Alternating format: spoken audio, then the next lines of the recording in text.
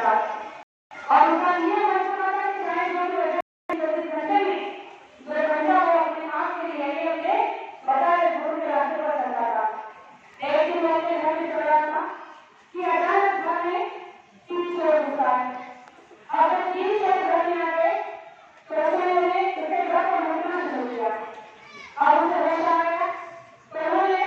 उसके सर पे बंदूक रखी और बंदूक के दम पर उसने उन 3 चोरों ने उसके घर में जो भी सोना पैसा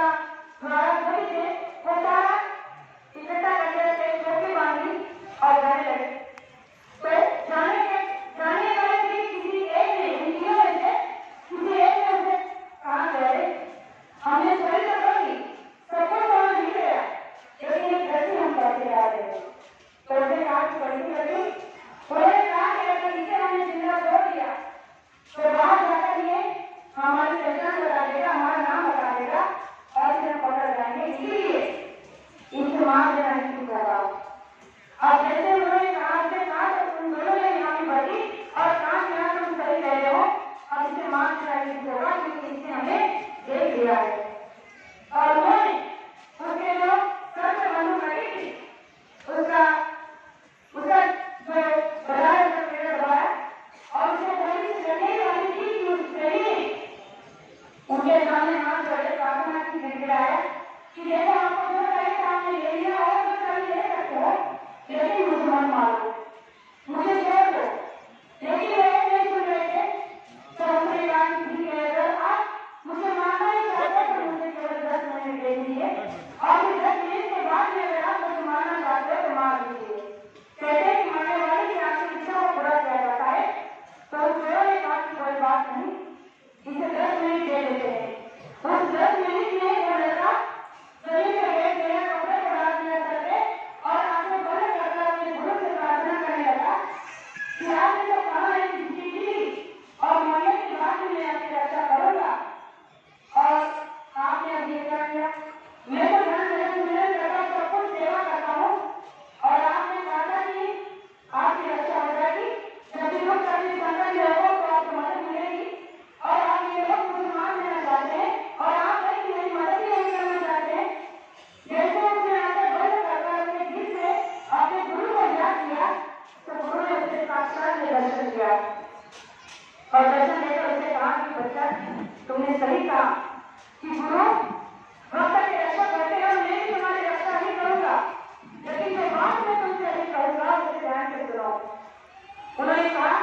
कि ये जो 3 चोर तुम्हारे घर में आए हैं ये तुम्हारे पिछले 3 कर्मों का ही कर्म है। तुमने इन्हें एक जन्म में मारा है। ये तो तुम्हारे स्वभाव में कि एक ही जन्म में तुम्हारे घर में आकर तुम्हें मारना है यानी कि एक ही बार में 3 जन्मों का हिस्सा खत्म क्योंकि तुम्हें किसी जन्म नहीं होगा किसी मरना नहीं होगा इसीलिए तुम ये तीनों एक ही बार में मारना चाहते तो मरने के लिए तैयार हो जाओ। जैसे गुरु ने उसे अपने पिछले 3 जन्मों के कर्मों को दिखाया याद कराया तो उसने तुरंत आंखें खोली और खड़ा हो गया और उस चोरों से कहने लगा कि अब आप मुझे मार सकते हो मुझे मरने से कोई डर नहीं। जैसे वो मरने के लिए हंसते हंसते खड़ा हो गया तो उन 3 चोरों के मन में अभी उसे सोचा हो गया कि ऐसा क्या हो गया जो 10 मिनट पहले मरने से डर रहा था मरने की भीख मांग रहा था और 10 मिनट के बाद ऐसा क्या हुआ क्या देखा कि मरने के लिए तैयार हो गया। तो उसने कहा कि देखो आप तो मरने से पहले एक बात बताओ तो तुमने 10 मिनट के जो किया तो देखा ऐसा क्या देखा कि जो तुझे मरने का डर नहीं रहा मरने का भय नहीं रहा वो बात बताया ना नहीं मानता तो उसने भी उन 3 चोरों से कहा कि देखो भाई मैंने 10 मिनट में अपने आप को अपने गुरु को बोल दिया जो रास्ता मुझे अपने गुरु से मिला है उस रास्ते का नाम है नाम का और मैंने उसकी साधना की और साधना में अपने गुरु को याद किया और उससे कहा कि ये लोग मुझे मारना चाहते हो आप मेरी रक्षा नहीं कर रहे हो। तो उन्होंने मुझे मेरे पिछले 3 जन्मों का जो दृश्य दिखाया कि मैंने तुम तीनों को 3 जन्मों में एक करके मारा था लेकिन मेरा सौभाग्य देखो कि एक ही बार में तुम तीनों मुझे मारना चाहते हो यानी कि मेरा किसी जन्म किसी मरने का किस्सा खत्म और एक ही बार में आप मुझे मार दो और मुझे जन्मना और मरना नहीं है। जैसे वो चली ये बात उस चोरों से कही उनके हाथ से बंदूक नीचे गिर गई वही चोरी का सामान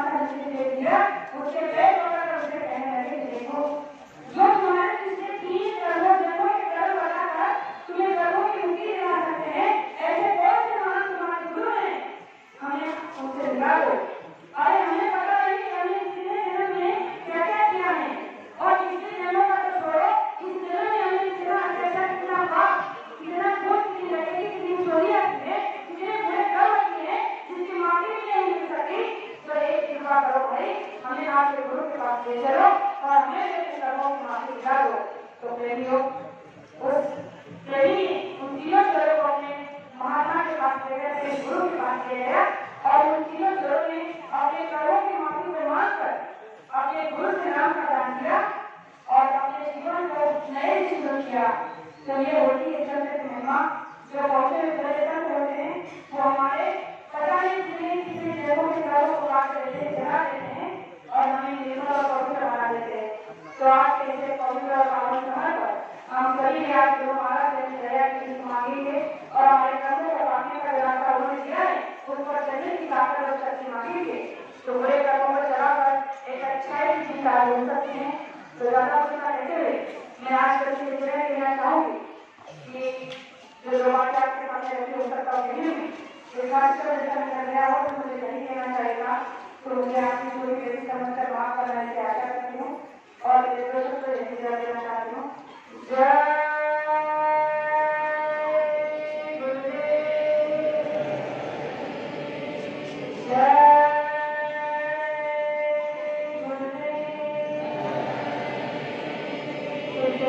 सभी देवियों को गुरु और माता के हाथ से